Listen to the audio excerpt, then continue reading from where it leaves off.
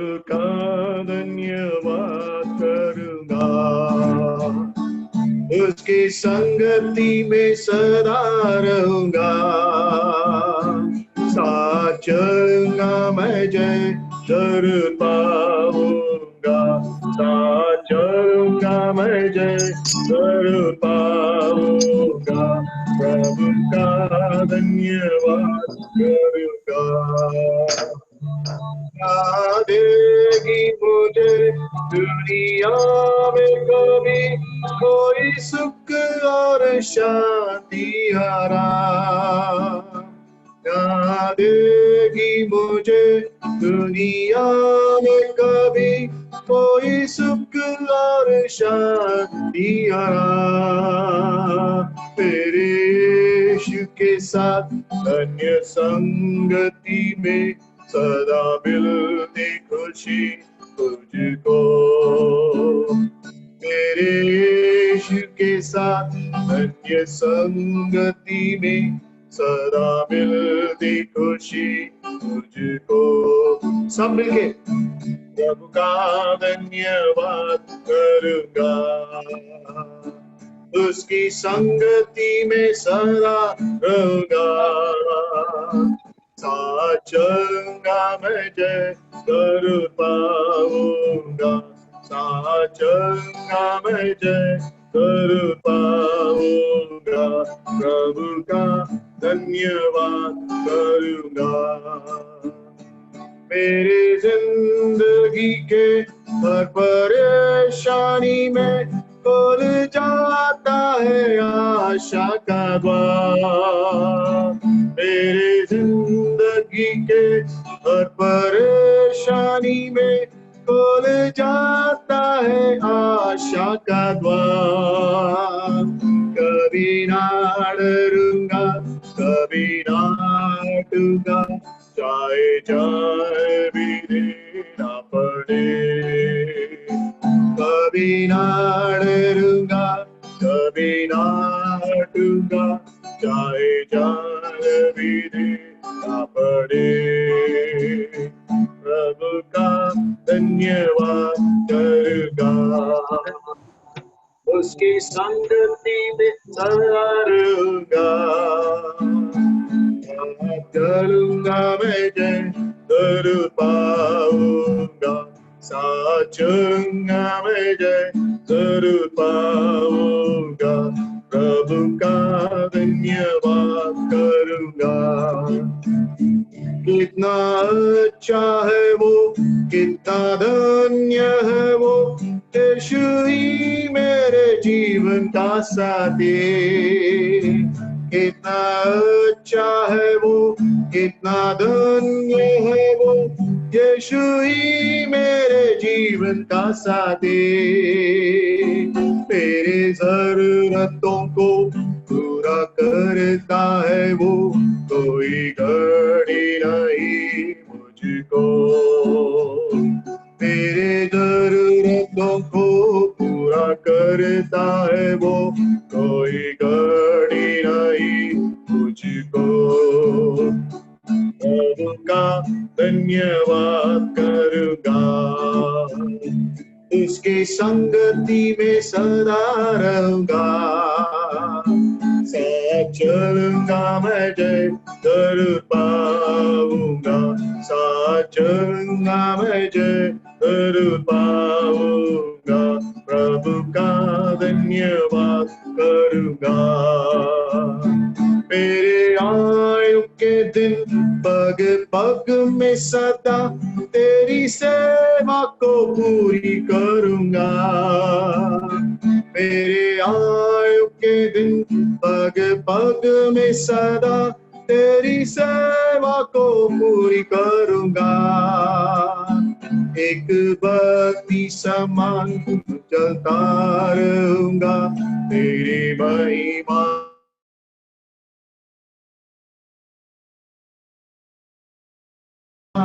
चलता रहूंगा, तेरी महिमा मेरी भावना, प्रभु का धन्यवाद करूंगा, उसकी संगति में सदा रहूंगा। साचना में जय कर पाऊंगा, साचना में जय कर पाऊंगा, प्रभु का धन्यवाद करूंगा।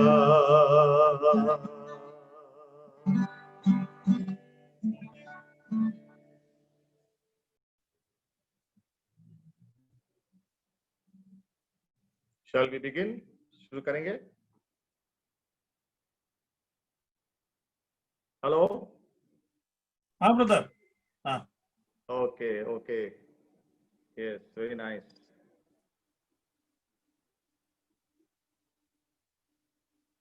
ठीक है।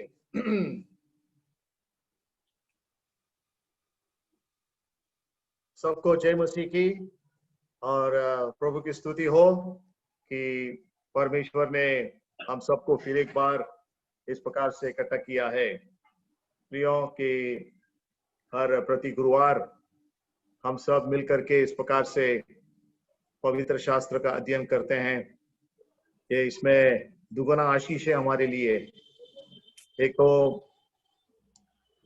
परमेश्वर अपने वचन से हमसे बातचीत करता है और इन दिनों में परमेश्वर अपने वचनों से तृप्त करता है और इस प्रकार से हमारे आत्मिक वृद्धि और उन्नति होती है।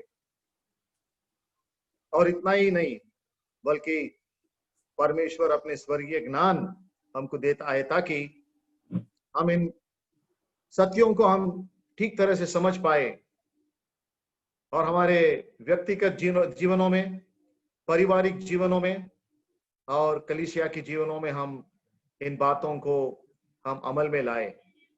तो इसी में ना केवल हमारे भलाई है लेकिन इसमें से परमेश्वर और हमारे प्रभु यीशु मसीह की महिमा होता है। तो इसलिए आइए प्रभु प्रियो, हम आज के अध्ययन के लिए वचन की तरफ हम जाएंगे और मेरे साथ आप सब पेत्रस की पहली पत्री जो हमारी जो अध्ययन है वो हम जारी रखेंगे। आज के दिन हमारे लिए परमेश्वर का वचन मैं प्रार्थना करता हूं कि बहुतायत से परमेश्वर अपने आशीष हमारे जीवनों में डालेगा। पेत्रस की पहली पत्री और उसकी 4वां अध्याय और हम पढ़ेंगे 7 से लेकर के 11 वचन तक। 1 Peter chapter 4 verse 7 to 11। कोई भाई पढ़ेगा तो अच्छा होगा। सब बातों का अंत तुरंत होने वाला है, इसलिए संयमी होकर प्रार्थना के लिए सचेत रहो। सब में श्रेष्ठ बात यह है कि एक दूसरे से अधिक प्रेम रखो, क्योंकि प्रेम अनेक पापों को ढांप देता है।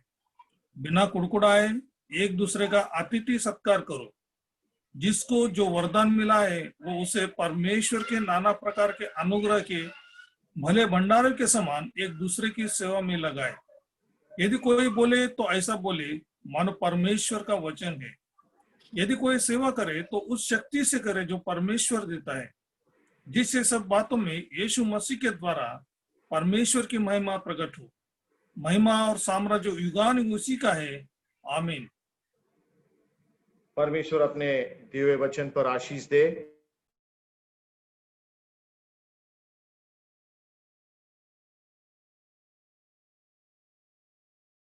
सॉरी। यहां पर पेत्रस, पिछले बार हमने देखा कि पेत्रस इस जो अध्याय की जो भाग है 7 से लेकर 11 तक, पेत्रस विश्वासियों के लिए अति महत्वपूर्ण ऐसे जो शिक्षणों को प्रदान करता है। तो इन बातों को हम बहुत गंभीरियत से हमें ये लेना होगा, क्योंकि हालांकि इस काल में, इस समय में, इन दिनों में हमारे जो विश्वासी जीवन है उसके लिए अनुकूल ऐसे यहाँ पर बात पेतरस ने लिखा है। तो इसलिए प्रियो कि हमने पिछले बार 7 वचन का पहला भाग हमने देखा है, सब बातों का अंत तुरंत होने वाला है।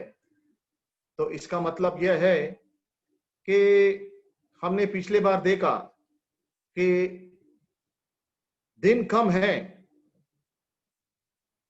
हमारे जीवन आयु का जो काल है वो सीमित है, और पेतरस हर विश्वासी को लिखता है कि ये ध्यान में रखना आवश्यक है कि सब बातों का अंत तुरंत होने वाला है। तो मैं सोच रहा था, ये जो वाक्य जो है, सेंटेंस, आज की जो परिस्थिति में हम कैसे लागू कर सकते हैं। ये सच है, ये केवल पवित्र शास्त्र बाइबल में इन बातों को हम पाते हैं।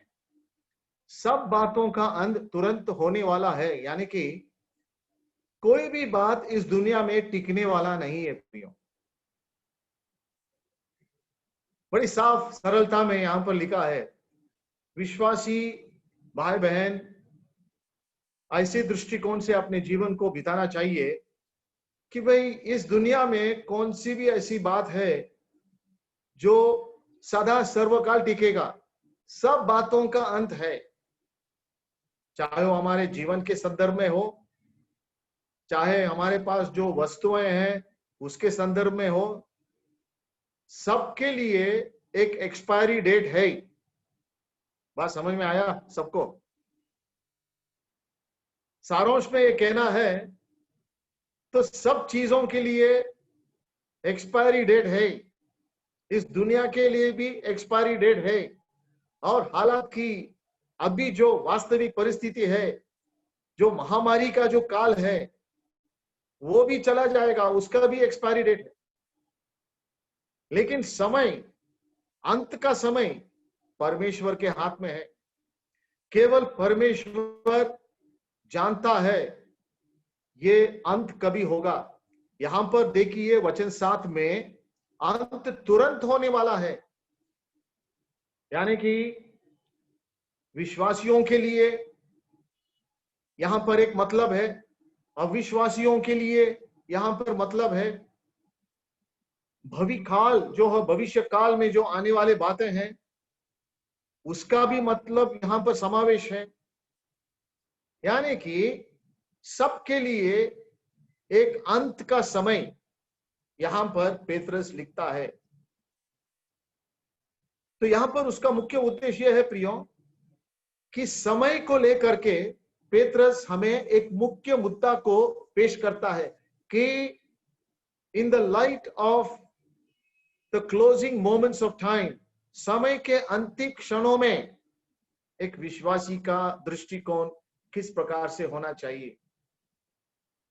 क्या हम ऐसा रह सकते हैं इस जिंदगी में कि भाई सब कुछ चलेगा, वैसे ही चलता ही रहे?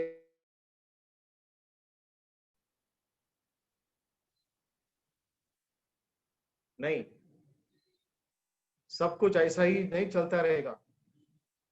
पवित्र शास्त्र बाइबल में अंत तुरंत होने वाला है, यानी कि एक विश्वासी जब देखता है अपने जीवन काल, इस संसार में उसके जीने का जो समय है बहुत कम है, सीमित है। क्यों? एक विश्वासी के लिए उसका दृष्टिकोण यह होना चाहिए कि ये समय, अपना जिंदगी इस दुनिया में जल्दी से समाप्त हो जाएगा। इसलिए क्यों? प्रभु यीशु मसीह का वायदा पूरा होने वाला है। उसका वायदा क्या है? देखो मैं जल्दी शीघ्र मैं आने वाला हूं। प्रकाशित वाक्य उसके आखिर अध्याय में हम देखते हैं कि कलीसिया प्रभु यीशु मसीह को प्रार्थना करती है। जब प्रभु यीशु मसीह कहता है कि मैं जल्दी आने वाला हूं, 3 बार कहता है 22 अध्याय में, मैं जल्दी आने वाला हूं, मेरे प्रतिफल तुम्हारे लिए, तुम्हारा इनाम मेरे हाथ में है, मैं जल्दी आने वाला हूं। तुम्हें ले जाने के लिए मैं जल्दी आऊंगा, अब मैं देरी नहीं करूंगा। और कलीसिया की प्रार्थना क्या है? जी प्रभु यीशु मसीह, तू जल्दी आ, तू जल्दी आ। एक विश्वासी का दृष्टिकोण 3 प्रकार का होना चाहिए।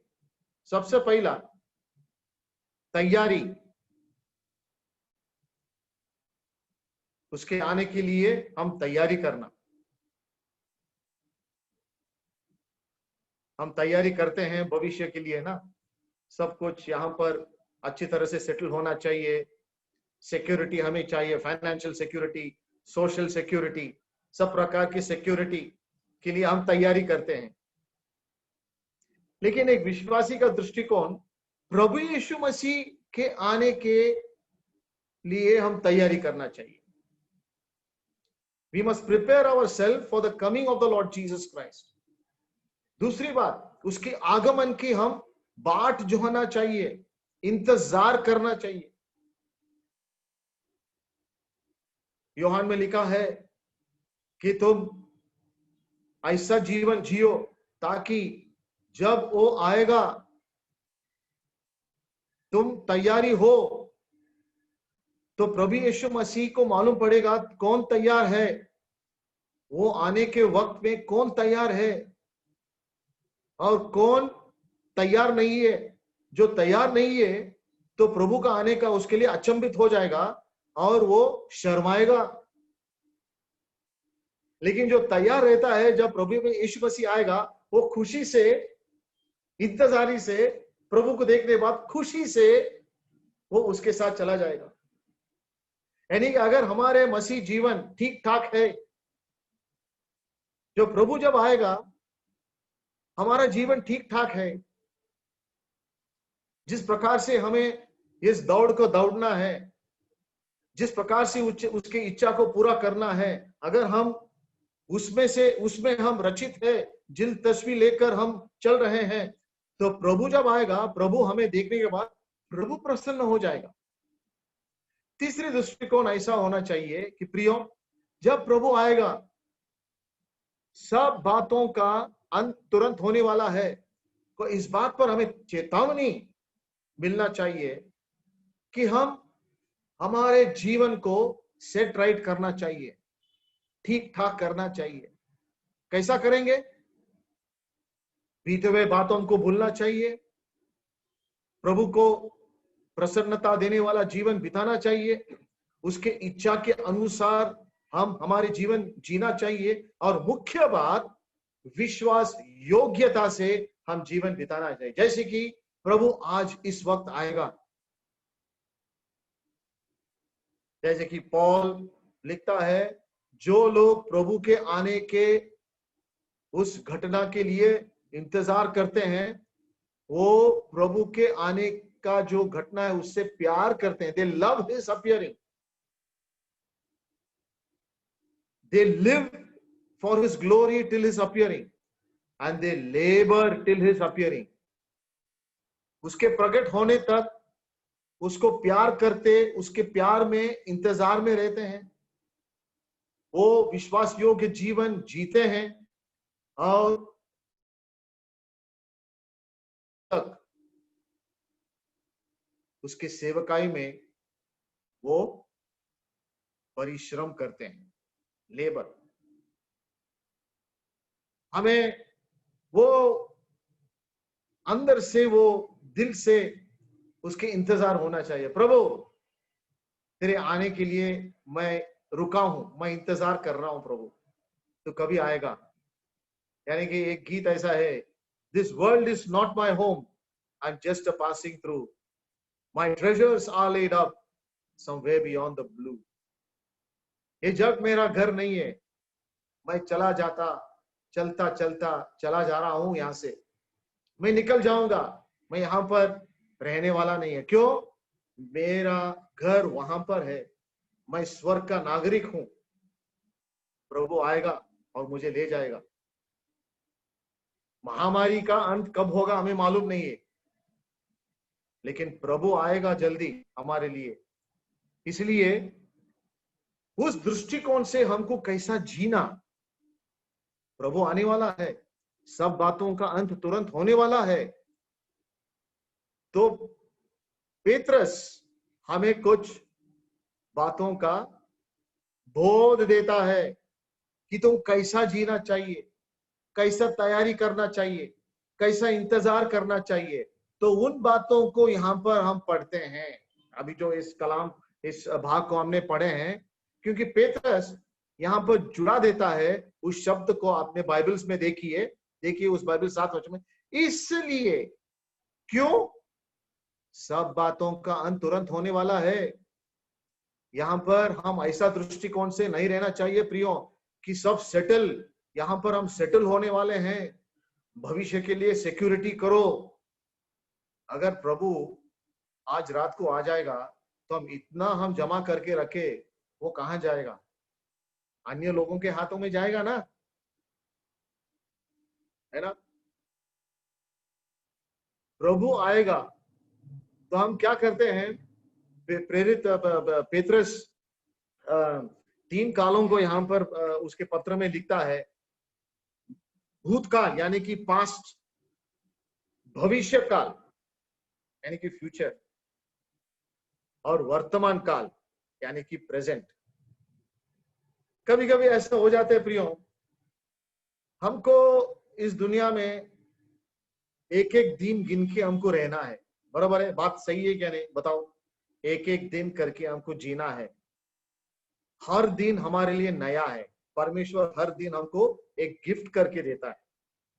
प्रभु चाहता है कि हर दिन, प्रभु कहता है कि हर दिन की आशीष मैं तुम्हें दूंगा, हर दिन की जो प्रावधान मैं तुम्हें दूंगा।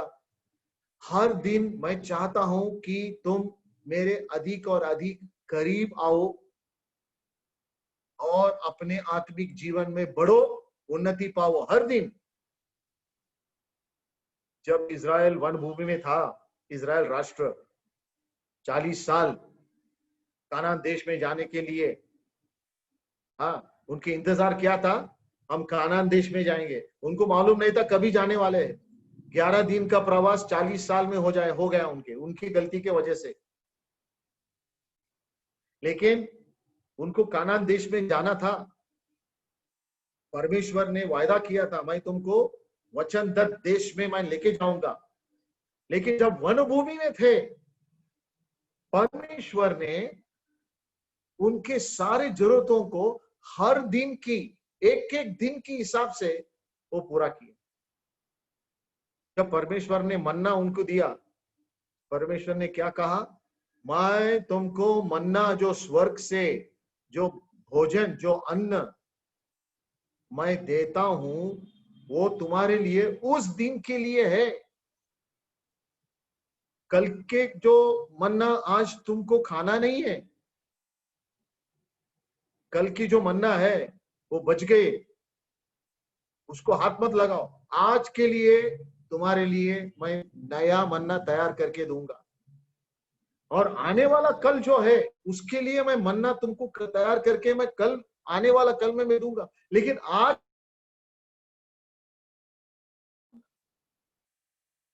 लेकिन हम क्या करते? हम दो चोरों के बीच में हम जीते हैं। एक चोर है कल और एक चोर है आने वाला कल।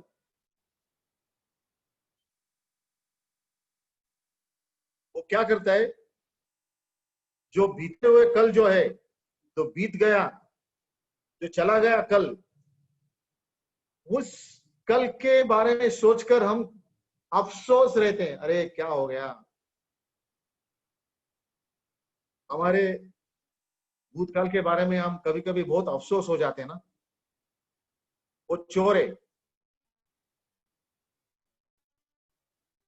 और आने वाला कल जो है उसकी चिंता, बीते हुए कल की अफसोस, आने वाला कल की चिंता। लेकिन आज के क्या? अफसोसी और चिंता दोनों क्या करते? आज के लिए जो आनंद और आशीष को चुरा लेते हैं।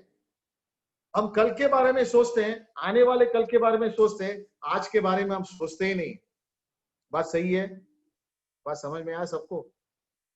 इसीलिए पेतरस लिखता है, अगर हमारे जीवन सही होना चाहिए, हमको कुछ काम करना पड़ेगा, हमको कुछ काम करना पड़ेगा। जितना हम इन बातों को देख करके हम इसके अनुसार हम करेंगे प्रियो, तो उतना हमारा सुख, समाधान, समृद्धि और शांति हमें प्राप्त होगा हमारे मसीह।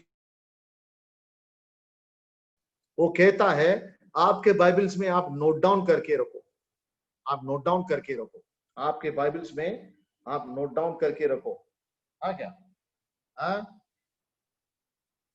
हमको यहाँ पर पेतरस हमारे आत्मिक जीवन में हमको लेके जाता है। आत्मिक जीवन, स्पिरिचुअल लाइफ, उसकी गहराई क्या है? वो कहता है कि अगर तुम्हारे आत्मिक जीवन में सफलता आपको पाना है, तो you must have a deeper experience of Christian life. आपके मसीह जीवन, आत्मिक जीवन का गहराई का अनुभव आपको होना चाहिए। कभी कभी हम सरफेस में रहते हैं, बस इतना काफी है मेरे लिए।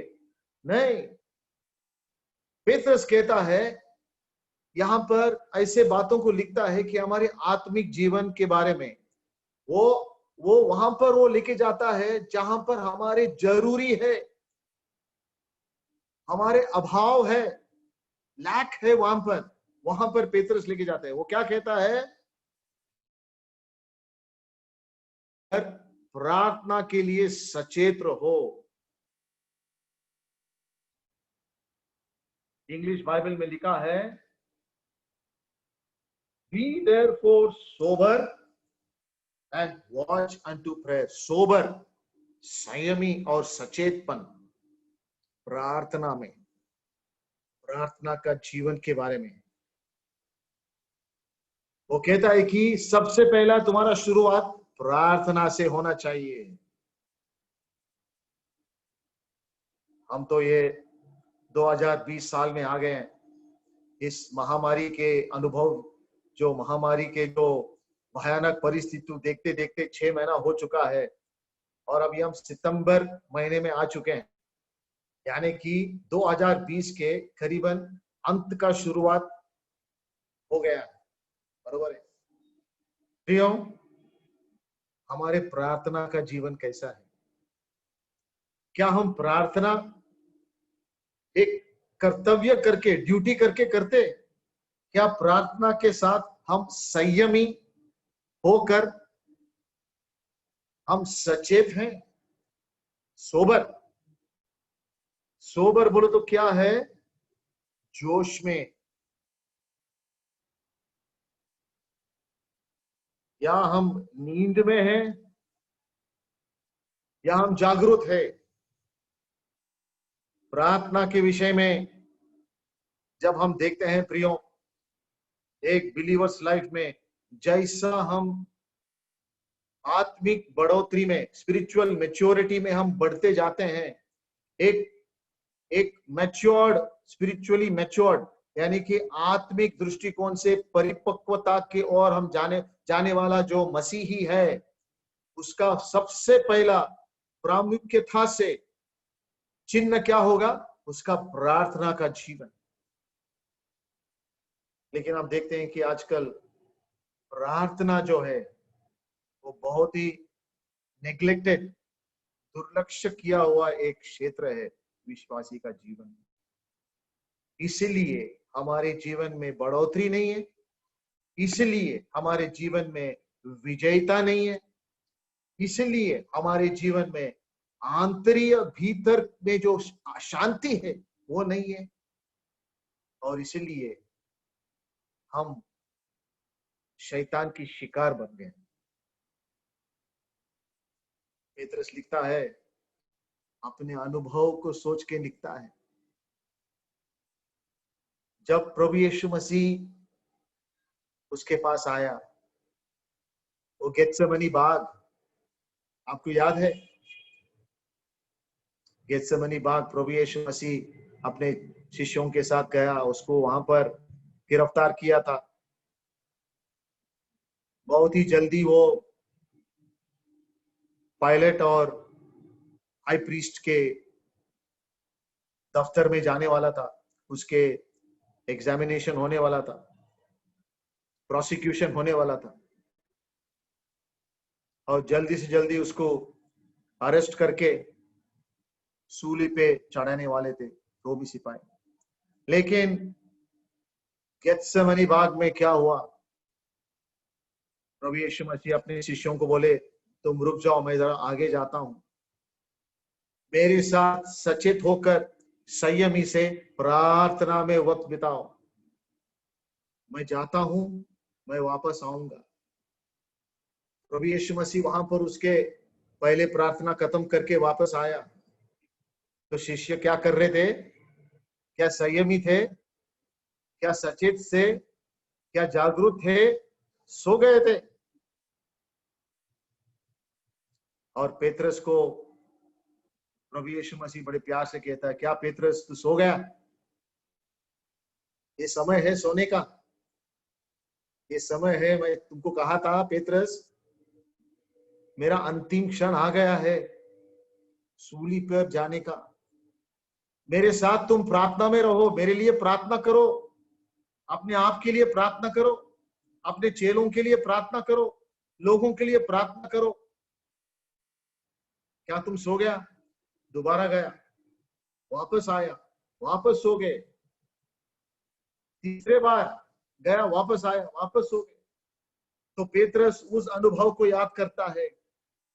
यदि हमारे मसीह जीवन, आत्मिक जीवन में हमको आगे बढ़ना है, सफलता पाना है, फलद्रुप्त होना है और प्रभु के लिए ताकतवान, शक्तिशाली गवाही बनना है, अगर हमारे विश्वास मजबूत होना है, अगर हमारे भीतर जो डर है वो हटाना है, एक ही साधन है उसके लिए, वो क्या है? प्रार्थना। प्रार्थना हैं, प्रभु यीशु मसीह वापस आ रहा है, सब बातों का अंत होने वाला है, डरने का समय नहीं है प्रियो, ये प्रार्थना का समय है, प्रार्थना का समय है। मैं मेरे जीवन के बारे में सोच के देखता हूं, जांच के देखता हूं, ये महामारी का काल में मार्च महीना से लेकर सितंबर में आए हुए हैं, हमने हमारे घुटनों में कितना समय बिताए प्रियो। वक्त बहुत हमारे लिए उपलब्ध था, वक्त उपलब्ध था, वक्त की कुछ कमी नहीं है, लेकिन प्रार्थना में हमने कितना समय हम बिताए, ये सोचने की बात है। अगर पवित्र आत्मा हमारे दिलों को छू रहा है, परमेश्वर की आवाज को सुनकर आज इसी वक्त हम तय करेंगे, प्रभु हमें क्षमा कर, तेरे वचन में लिखा है कि सब बातों का अंत होने वाला है, तू जल्दी आने वाला है प्रभु, हम इंतजार कर रहे हैं, तू चाहता है, तेरे वचन में लिखा है प्रार्थना में होकर, संयमी होकर सचेत रहना। अफसोस की बात है, बहुत विश्वासी लोग दुनियादारी बातों में इतना घुस गए हैं, इतना व्यस्त हो गए हैं, उनके लिए प्रार्थना के लिए समय नहीं है। आइए कुछ हम वचनों को देखेंगे। लेकिन पेत्रस अपनी पहली पत्री में 3 बार, 3 बातों के लिए, 3 बातों में, एक मसीह जीवन में 3 बातों में सचेत रहना,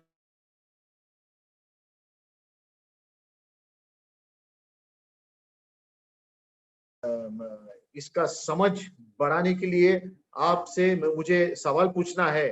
तो सबसे पहला हम देखेंगे, वो रेफरेंस आप नोट करो।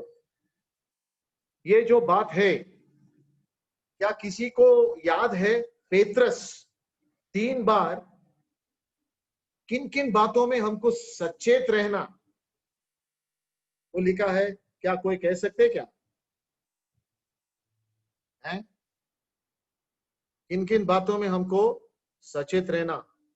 आपको याद है पेतरस में इधर कहां कहां पेतरस ने लिखा है इसमें सचेत रहो, सोबर यानी कि होश में रहो, सौम्य रहो।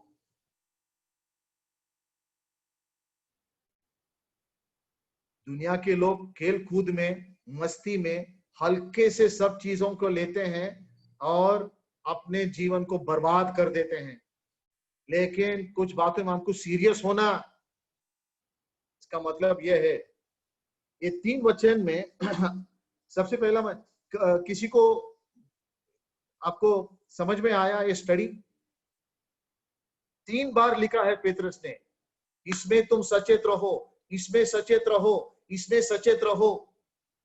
तो एक विश्वासी जब पेतरस लिखता है, अपने जीवन को जांच के, अपने अनुभव से जिन बातों में उसने गलती की वो सुधार के, पवित्र आत्मा के प्रेरणा से आज के जमाने के विश्वासियों के लिए लिखता है। प्रियो, ये हर दिन हमको इन बातों को सोचकर केयरफुल रहना चाहिए, बड़ी दक्षता से हमारे जीवन को बिताना चाहिए, क्योंकि ये देखो बात ऐसी है, इसलिए संयमी होकर प्रार्थना के लिए सचेत रहो। इसका मतलब यह है कि संभावना है कि हम प्रार्थना करेंगे, लेकिन हम संयमी होकर, सचेत होकर हम प्रार्थना नहीं करेंगे। जब प्रार्थना करते हैं, प्रार्थना का जीवन में भी मतलब है, हम कैसे भी प्रार्थना नहीं कर सकते, करते हैं और विश्वासी लोग सोचते हैं कि हमारे प्रार्थना करने का, प्रार्थना का जीवन इस प्रकार से होना है और हम करते हैं, जो हम करते हैं बराबर करते हैं, उनको लगता है कि वो बराबर करते हैं। लेकिन प्रार्थना के साथ कुछ चीजें उसके साथ साथ होना जरूरी है, नहीं तो वो प्रार्थना में मतलब नहीं है, गहराई नहीं है और उसमें ताकत नहीं है और परमेश्वर को भाया हुआ ऐसा प्रार्थना नहीं हो सकता। अगर प्रार्थना करना है तो सही ढंग से करो, नहीं तो प्रार्थना मत करना। बात समझ में आया? इतनी सीरियस बात है। अभी वो विषय में जाने की पहले तो मुझे आपको बताना है, किसी को याद है इस पेतरस में कहां कहां वो सचेतपन के बारे में बोलता है? सोबर, कोई वचन याद है? कोई भी बोल सकता है, चलो बाइबल स्टडी।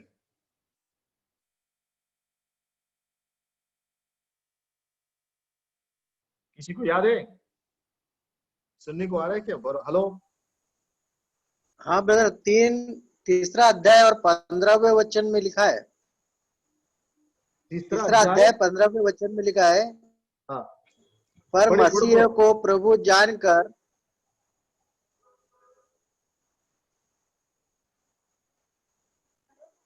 हाँ, तीसरा अध्याय 15 वचन में, पर मसीह को प्रभु जानकर अपने अपने हाँ। मन में पवित्र समझो, जो कोई तुमसे तुम्हारी आशा के विषय में कुछ पूछे उसे उत्तर देने के लिए सर्वदा तैयार रहो, पर नम्रता और भय के साथ। मुझे वो शब्द चाहिए, सचेत। आता तुमची मराठी बायबल मध्ये, मराठी बायबल कोणाकडे आहे मराठी बायबल, त्याच्यामध्ये जे हे वचन जे आहेत आम्ही वाचलं आता, अध्याय 4 आणि 7, तुमची फिंगर तिथं ठेवा ना, आणि तिकडे 2 शब्द आहे, प्रार्थनाच्या बरोबर संयमी होकर प्रार्थना के लिए सचेत रहो। जरा मराठीमध्ये वाचून दाखवा मला ब्रदर सैमुअल गोरकल। हाँ ब्रदर, एक पहला अध्याय। बराबर बोला आपने, आप बराबर बोला ब्रदर। पहला अध्याय कौन सा वचन? 13 सचेत रहो। Very good. अभी सैमुअल गोरकल ब्रदर के लिए हमको एक इनाम देना पड़ेगा। ब्रदर हिंदी में पढ़ू क्या ब्रदर? तुम्ही आधीच नोट करून ठेवलं असेल का? नाही, पढ़ू का वाचू का हिंदी? हिंदी मध्ये वाचा तुम्ही, सगळ्यांना ऐकू द्या, कारण की हे स्टडी आपल्याला जरा डिटेल करायचं ब्रदर। करेक्ट, वास्तव में इस कारण अपनी अपनी बुद्धि की कमर बांधकर और सचेत रहकर उस अनुग्रह की पूरी आशा रखो जो यीशु मसीह के प्रकट होने के समय तुम्हें मिलने वाला है। हाँ, प्रभु की स्तुति हो। अभी इधर वो वचन मराठी मध्ये ते सचेतपणा, ते त्याला काय शब्द वापरलेले जरा सांगा. सावध असा, सावध असा. अवध, सावध, सावध असा, जागृत. जागृत. आता एक एक शब्द निघतोय आता, म्हणजे मला आनंद होत आहे की आता सर्व आपली विश्वासी बंधू बहीण आता आपल्या बायबल मध्ये आता लक्ष देत आहेत. बरोबर आहे का नाही? बरोबर आहे का नाही? बरोबर आहे, बरोबर. पेत्रस लिहितो आहे, तो एकदा नाही 3दा लिहितो आहे. त्याला काय मनात काय लागलं? त्याने काय बायबल कॉलेजला गेलो होता का हे सगळं शिकायला? नाही, पवित्र आत्मा त्याच्या मनामध्ये सारखं वारंवार हे शब्द त्याला देत आहे. सावध राहा, सावध राहा. अजून पुढे आता आपण दुसऱ्यांदा आपण कुठं पाहिलं? अभी सेकंड टाइम किधर देखे? 7 वचन में 4 और 7. मराठीमध्ये काय लिहिले ब्रदर? 4 आणि 7 मध्ये वाचा.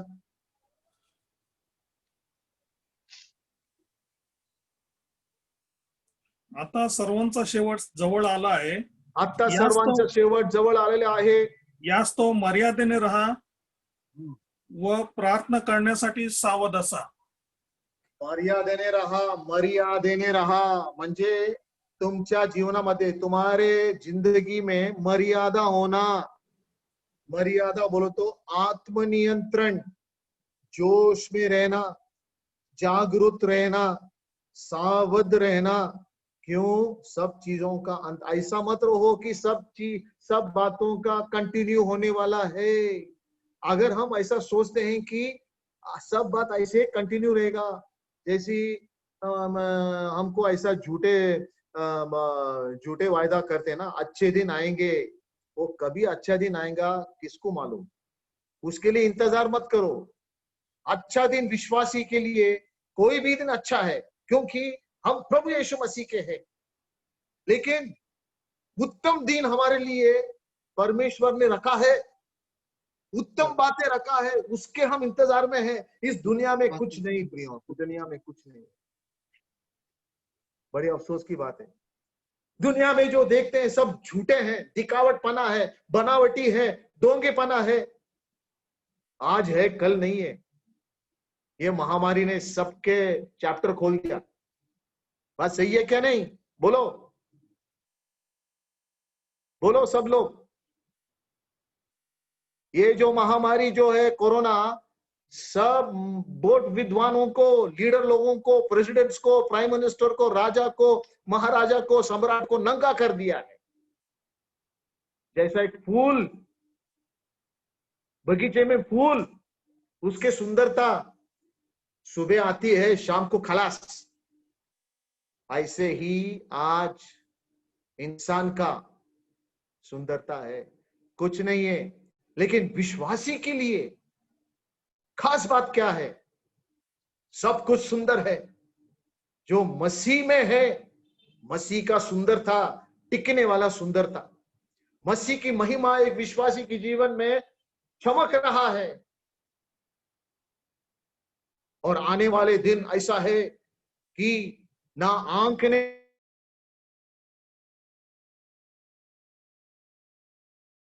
इतना अद्भुत बात परमेश्वर रखा है जो हम आज नहीं समझ सकते. जब हम वहां पर जाएंगे, प्रभु यीशु मसीह हमको वहां पर लेके जाएगा. वो सुंदरता की परिपूर्णता में हम प्रवेश करेंगे. प्रभु की स्तुति हो. Praise the Lord. प्रभु की स्तुति हो, प्रभु की स्तुति हो. प्रियो, इस संसार में कुछ नहीं हमारे लिए. सावध रहना, जागरूक रहना, सचेत रहना, मर्यादा में रहना. ये समय नहीं है खेल कूद के लिए प्रियो. एक विश्वासी अपने जीवन सीरियसली लेना है. बात समझ में आया? तीसरी बार कहां लिखता है बताओ हम मुझे. 5 अध्याय 8 वचन. 5 अध्याय 8 वचन. कौन सा? 5वां अध्याय 8 वचन.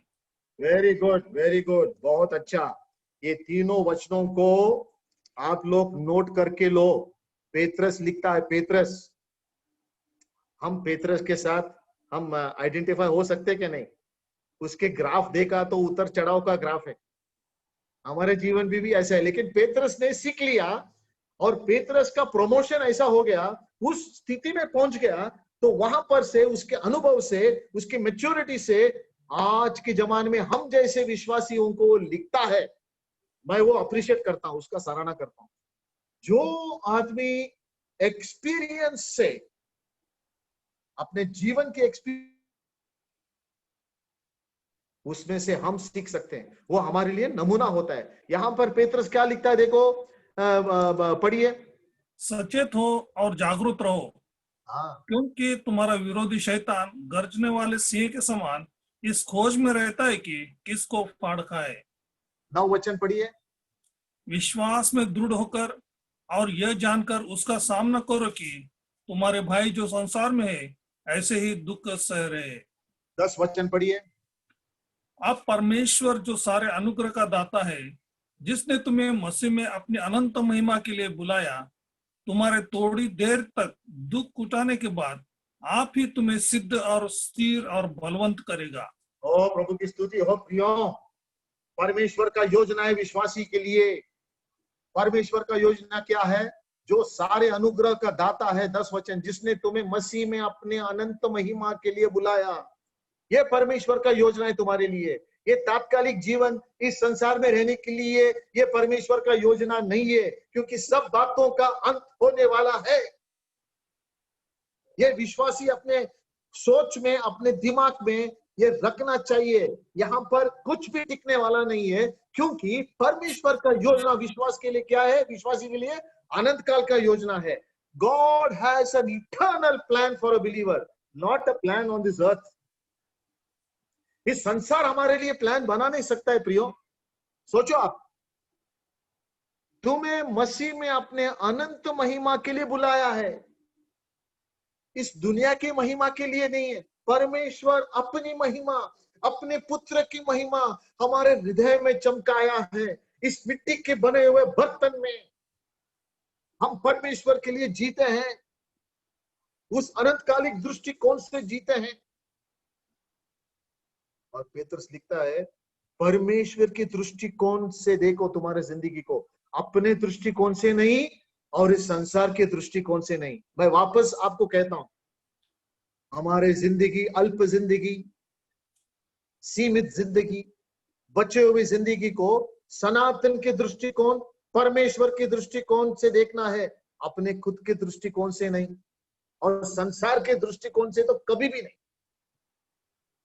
लेकिन अफसोस की बात है कि बहुत सारे विश्वासी इसी में विफल हो जाते हैं, यहीं पर गिर जाते हैं। यहां पर देखो, अनंत महिमा के लिए बुलाए, तुम्हारे थोड़ी देर तक दुख उठाने के बाद, थोड़ी देर बच गया, थोड़ी देर, सब बातों का तुरंत अंत होने वाला है। कितना देर बच गया? थोड़ी देर। हमको दुख उठाना है जरूर। ये हमारी यहाँ पर की जिंदगी की सफर बहुत थोड़ी सी है, थोड़ी देर, लेकिन उसके बाद क्या? आप ही तुम्हें सिद्ध और स्थिर और बलवंत करेगा। ओ प्रभु की स्तुति हो। तो इन बातों को देख करके मुझे आपको बताना है कि प्रार्थना, प्रभु यीशु मसीह मत्ती और ये सचेत, यहाँ पर हमको सचेत रहना 8 वचन में, 5 अध्याय 8 वचन में, सचेत रहो, जागते रहो। क्यों? एक बाजू से दुनिया के अंत होने वाली है, दूसरी बाजू से प्रभु यीशु मसीह जल्दी आने वाला है, तीसरी बाजू से शैतान कार्यरत है। शैतान क्या करता है? परमेश्वर के लोगों को विरोधी करता है, गरजने वाले सिंह के समान खोज में रहता है, किसको फाड़ खाए। और विश्वास में दृढ़ होकर उसका सामना करना हमारा कर्तव्य है। हर दिन शैतान इस कार्य में व्यस्त रहता है, परमेश्वर के लोगों को सताने का काम, परमेश्वर लोगों को गिराने का काम, खोज में रहता है, भूखा रहता है। क्यों? किसको फाड़ खाए। वो हमारा दुश्मन है, विरोधी है शैतान। शैतान का मुकाबला करना एक विश्वासी जीवन में ये जरूरी है, ये हकीकत बात है। इससे हम भाग नहीं सकते। हर दिन शैतान हमारे जिंदगी के पीछे पड़ा रहता है। सचेत रहना चाहिए और जागते रहना चाहिए। शैतान कभी सोता नहीं, और शैतान का शिकार कौन है? सोए हुए विश्वासी लोग। हमें जागना चाहिए प्रियो, हमें जागना चाहिए। हर दिन सचेत रहना चाहिए, मर्यादा में रहना चाहिए, सावध रहना चाहिए, सावधान रहना चाहिए। हमारी जिंदगी में खतरे बहुत है। हम आंख बंद करके हम कदम नहीं उठा सकते हैं। आगे करके क्या खतरे में हम गिरेंगे क्या मालूम। आंख खोल के रखना, जागरूक रहना, ना केवल शैतान के खतरों के लिए, धोखे के लिए सावध रहना, बल्कि हम हमारे आंख खोल के रखना, क्योंकि प्रभु यीशु मसीह जल्दी आने वाला है। हम जल्दी से जल्दी से और एक 5 मिनट में स्टडी को मैं खत्म करूंगा। सावध रहो, जागते रहो, संयमी रहो, सौम्य रहो और सचेत रहो। प्रभु यीशु मसीह क्या कहा? मत्ती रचित सुसमाचार उसके 26 और 41, Matthew 26 and 41, Matthew 26 and 41, Matthew 26:41। हम प्रभु के लिए जी रहे हैं प्रियो। प्रभु यीशु मसीह अगर कहता है तो हमको ही कहेगा ना, और किसी को कहेगा वो? प्रभु यीशु मसीह किसको कहेगा? जो बातें प्रभु ने कहा है किसके लिए? तुम्हारे लिए और मेरे लिए प्रियो। ये दुनिया को नहीं कहता है वो कुछ, हमको कहता है। क्यों? वो हमसे प्यार करता है। वो चाहता है कि हम उसके बाट जो हैं, वो चाहते हैं कि हम उसके इंतजार में रहे। वो चाहते हैं कि हम ऐसी जीवन रहे कि हर परेशानी में, हर खतरे से हम बच के रहे। हम ये कैसे रह सकते हैं? जब हम उसकी तरफ देखते हैं। वो हमारे हाथों को थामे रहता है। वो कहता है कि मेरे नजदीक रहो ताकि मैं तेरे हाथों को मैं पकड़ के मैं ले चलूं।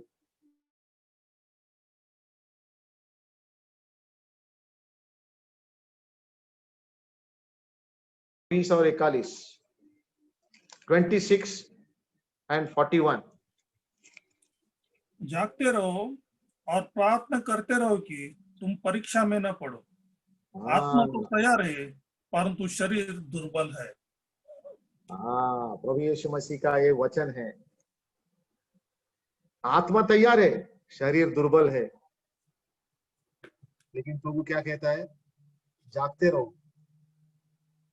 प्रार्थना करना तो सचेत होके प्रार्थना करना, संयम होके प्रार्थना करना, जागृति से प्रार्थना करना। आइए मरकुस 13 और 33, मरकुस 13 और 33।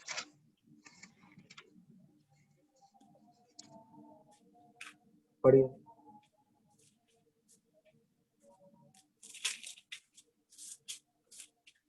देखो, जागते रहो, जागते और प्रार्थना करते रहो, क्योंकि तुम नहीं जानते कि वो समय कब आएगा। हाँ, हम नहीं जानते। प्रभु यीशु मसीह कहता है देखो, जागते और प्रार्थना करते रहो। जो विश्वासी ये काम करेगा वो सच्चा विश्वासी है। यहाँ पर प्रभु यीशु मसीह नहीं बोलता है बाइबल स्टडी कर, बाइबल पढ़ना है, बाइबल का स्टडी करना है। लेकिन उसके साथ साथ प्रभु यीशु मसीह कहता है जागते रहो, यानी कि अपना जिंदगी का जीवन शैली ऐसा होना चाहिए। हम किन बातों के विषय में हम संवेदनशील रहते हैं, किन बातों को हम प्राधान्यता देते हैं। दुनिया की चिंता है सबको, लेकिन जब तक हम दुनिया के तरफ देखते हैं, हमारी चिंताओं की तरफ देखते हैं, हम स्वर्गीय दृष्टिकोण को वाइप आउट करते हैं, ढाप देते हैं। लेकिन परमेश्वर कहता है कि देखो भाई, ये प्रॉब्लम तो रहेगा जब तक तुम दुनिया में हो, ये प्रॉब्लम, लेकिन तुम्हारा काम क्या है? दुनिया में रहते हुए तुम प्रार्थना में रहना, क्योंकि उसमें तुम्हारी भलाई है। तुम तैयार रहोगे, तुम खतरों में नहीं गिरोगे। आइए पढ़ेंगे मरकुस 14 और 14:38।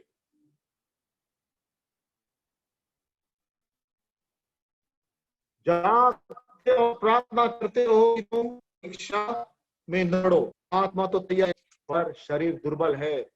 और आइए हम पढ़ेंगे लूक 21 और 36। लूक 21, 21 और 36। लूक 21 और 36 पढ़िए। इसलिए जागते इसलिए रहो जागते रहो और हर समय और प्रार्थना करते रहो, तुम हाँ, इन सब आने वाली घटनाओं से बचने और मनुष्य के पुत्र के सामने खड़े होने के लिए योग्य बनो। खड़े होने के लिए योग्य बनो। प्रियो, ऐसा प्रभु यीशु मसीह लिखता है, देखो 34 वचन, इसलिए सावधान रहो, ऐसा न हो कि तुम्हारे मन कुमार और मतवालेपन और इस जीवन के चिंताओं से सुस्त हो जाए। 34, और वह दिन तुम पर फंदे के समान अचानक आ पड़े, क्योंकि वह सारे पृथ्वी के सब रहने वालों पर इसी प्रकार आ पड़ेगा।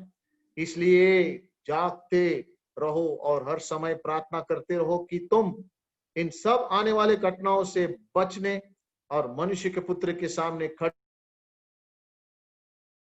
आइए पढ़ेंगे एफिसियों की पत्री 6 और 18। एफिसियों की पत्री 6 और 18। एफिसियों की पत्री 6 और 18। वहां पर प्रेरित पौल लिखता है विश्वासियों के लिए प्रार्थना करने का जो तरीका है, जो जिस ढंग से परमेश्वर हमें बताता है अपने वचन में, वही प्रार्थना स्वीकार योग्य है। हर समय और हर प्रकार से आत्मा में प्रार्थना और विनती करते रहो, और इसीलिए जागते रहो कि सब पवित्र लोगों के लिए लगातार विनती किया करो। हाँ, ये एक विश्वासी के लिए एक एक जिम्मेदारी सौंपा गया है। Prayer life of a believer in the view of the coming of the Lord Jesus Christ. एक विश्वासी का जिम्मेदारी क्या है? एक विश्वासी अपने प्रार्थना में स्वयं के लिए प्रार्थना नहीं करता। हम अनेक बार खुद के बारे में, हमारे खुद के जरूरतों के लिए, खुद के प्रॉब्लम्स के लिए, खुद के आने वाले भविष्य की सुरक्षा के लिए, खुद के लिए, परिवार के लिए, खुद के बच्चों के लिए, प्रभु मैं मेरे परिवार, मैं और मेरे बच्चे, मेरे दुनिया, मेरे संसार। नहीं, परमेश्वर ने हमको प्रार्थना के सेवकाई के लिए बुलाया है प्रियो, औरों के लिए प्रार्थना करने के लिए, हमारे मसीह में भाई बहनों के लिए प्रार्थना करने के लिए, संतों के लिए प्रार्थना करने के लिए, संतों की घराने के लिए प्रार्थना करने के लिए। We are the intercessors. हम मध्यस्थी के प्रार्थना करने वाले लोग हैं, प्रार्थना के योद्धे लोग हैं। आज प्रार्थना करने वाले प्रेयर वॉरियर्स की जरूरत है। आइए हर समय ये वर्ड है, ऑल 6 बार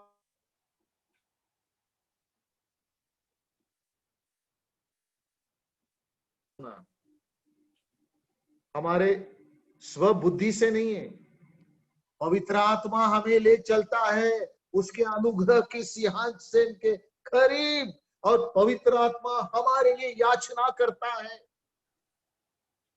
हमारे लिए रोता है, आंसू बहाता है, और वो चाहता है कि हम उसके साथ प्रार्थना में हम भी रोए, आंसू बहाकर आत्मा से भरे हुए, और विनती करते रहो। और इसलिए जागते रहो कि सब पवित्र लोगों के लिए लगातार विनती किया करो। विनती करना, हमारे लिए तो प्रार्थना करना अच्छा है, लेकिन सब पवित्र लोगों के लिए एक बार नहीं, 2 बार नहीं, लगातार। ये हम सीखते हैं प्रेरित पौल के प्रार्थना का जीवन में वो हर कलीसिया को लिखता है। यदि मैं तुम्हें देखा नहीं, अभी कोलोसियों की कलीसिया को कभी देखा नहीं, लेकिन वो बोलते तुम्हारा याद करके मैं दिन रात में प्रार्थना करता हूँ और तुम्हारे लिए मैं धन्यवाद देता हूँ। थिस्सलुनीके की कलीसिया के लिए लिखता है मैं प्रार्थना करता हूँ, नाम लेकर के प्रार्थना करता हूँ, दिन रात धन्यवाद देता हूँ। प्रियो, हमारे बारे में क्या? आखिर एक वचन पढ़ेंगे, कोलोसियों की पत्री 4 और 2। कोलोसियों की पत्री 4 और 2।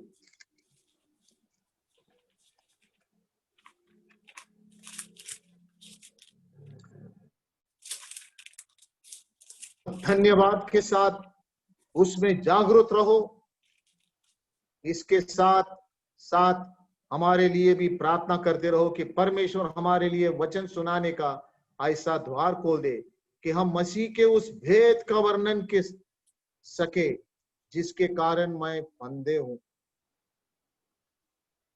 प्रार्थना करते रहो धन्यवाद के साथ। प्रियो, प्रेरित पौल हमें बोध देता है, बोध करता है, प्रार्थना धन्यवाद के साथ करते रहो। किसके लिए? वो बोलता है मेरे लिए। यानी कि मैं तुम्हारे लिए प्रार्थना करता हूं, लेकिन तुम्हारा प्रार्थना मेरे लिए अति आवश्यक है, जरूरी है, जरूरतमंद है। क्यों? मुझे सुसमाचार सुनाना है प्रभु, और द्वार मुझे खोलना है। तुम नहीं प्रार्थना करोगे तो मेरे में ताकत कैसा आएगा, मेरे में प्रेरणा कैसा आएगा, मेरे में आवेश कैसा आएगा, मैं आगे कैसा बढ़ूंगा? प्रियो, ये बात सच है। प्रभु के सेवकाई में जो है उनके लिए प्रार्थना करना जरूरी है। इसके मतलब यह है कि जब हम प्रभु के सेवक लोगों के लिए प्रार्थना करते हैं, सेवा करने वाले हो, लेकिन हम प्रार्थना में उनके साथ भागीदार बन जाते हैं, एसोसिएट बन जाते हैं, पार्टनरशिप में आ जाते हैं, और हमारे लिए भी उतना ही इनाम हमको मिलेगा। आखिर में एक वचन पढ़ के हम बंद करेंगे। फिलिपियों की पत्री अध्याय 4, ये वचन पढ़ के हम बंद करेंगे प्रियो। Philippians chapter 4 verse 4 and 5 and 6, 4, 5 and 6, 4, 5, 6, 7, 4 से लेकर के 7 बहुत अच्छा वचन है हमारे लिए। जैसे मैं ये संदेश बंद करता हूं, परमेश्वर करो कि इन वचनों के द्वारा परमेश्वर हमारे दिल में उसकी शांति ढूंढे दे। ये प्रार्थना से हमको आशीष क्या मिलता है? हम प्रार्थना इसलिए नहीं करते कि जवाब प्राप्त करने के लिए। नो नो नो, बहुत लोग ऐसे सिखाते, तुम प्रार्थना करेगा, प्रभु ने बोला मांगो तो तुम्हें मिलेगा। ये प्रार्थना का जीवन, ये एलिमेंट्री, ये फर्स्ट सेकंड थर्ड क्लास का है। प्रार्थना उससे ज्यादा है। प्रार्थना हमको जानना है परमेश्वर तेरी इच्छा क्या है, वो मेरे जीवन में पूरा करना है। परमेश्वर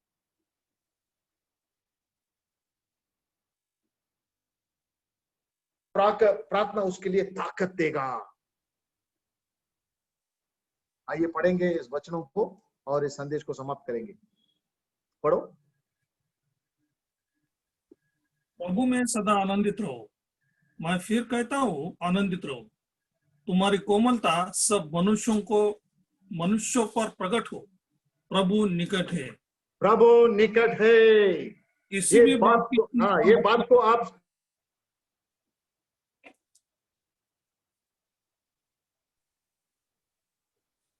किसी भी बात की चिंता मत करो, परंतु हर एक बात में तुम्हारे निवेदन, प्रार्थना और विनती के द्वारा धन्यवाद के साथ परमेश्वर के सम्मुख उपस्थित किए जाए। तब परमेश्वर की शांति जो सारी समझ से परे है, तुम्हारे हृदय और तुम्हारे विचारों को मसीह यीशु में सुरक्षित रखेगी। प्रार्थना के फल, प्रार्थना के आशीष, प्रार्थना के परिणाम। इधर देखो, किसी भी बात की चिंता मत करो। चिंता का जो हल है वो प्रार्थना है। अगर चिंता को हटाना है तो उसके लिए सोल्यूशन क्या है? प्रार्थना। और प्रार्थना करने से हमको क्या मिलता है? यहाँ पर जवाब के बारे में लिखा नहीं, जवाब से भी अधिक सुंदर एक परिणाम, यानी कि परमेश्वर की शांति। यानी कि हमारे परिस्थिति कैसे भी हो, यहाँ पर अगर सही ढंग से हम प्रार्थना करते हैं, हर एक बात तुम्हारे निवेदन, प्रार्थना और विनंती, ये 3 बात समावेश होना जरूरी है। निवेदन, प्रार्थना, विनंती के द्वारा धन्यवाद के साथ परमेश्वर के सन्मुख उपस्थित किए जाए। तब क्या होगा? क्या मिलेगा हमको? सोना चांदी मिलेगा? गाड़ी बंगला मिलेगा? जमीन जायदाद मिलेगा? नहीं, उससे भी बढ़कर क्या मिलेगा?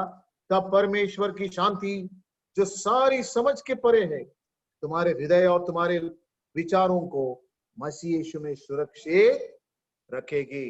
प्रभु की स्तुति हो। प्रभु अपने वचन, दिए हुए वचन पर आशीष दे। आप सबको विपुलता से परमेश्वर आशीष दे। आइए हम सब मिलकर आज तय करेंगे, प्रभु हम प्रार्थना में तेरे अधिक निकट आएंगे, तेरे अनुग्रह के सिंहासन पे। परमेश्वर अपने आशीष के हाथ हम सब पर रखेगा। धन्यवाद। Thank you.